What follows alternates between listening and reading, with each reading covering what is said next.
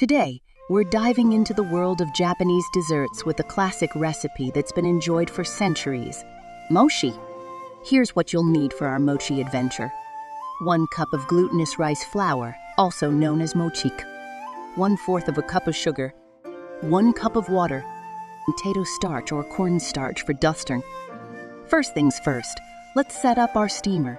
Fill a pot with water, bring it to a simmer, and place a bamboo or metal steamer on top. Now, in a mixing bowl, combine our mochiko and sugar. Gradually add water while stirring continuously to avoid those pesky lumps.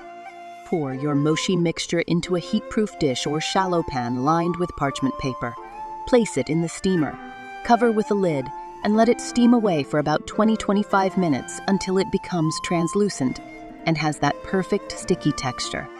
Once it's done, allow the mochi to cool slightly. We want it warm, but not piping hot. Dust a clean surface with potato starch or cornstarch to prevent sticking, and transfer the mochi onto the starch surface.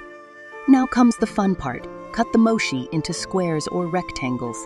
If you're feeling fancy, add a dollop of sweet red bean paste to the center of each piece. Fold the edges over the filling, pinch to seal, and voila! You've got yourself a delicious mochi ball or rectangle. And there you have it, homemade mochi. You can enjoy it as is or roll it in additional starch to prevent sticking. Now, before you go, did you know that mochi has a rich history in Japan, dating back over 1,000 years?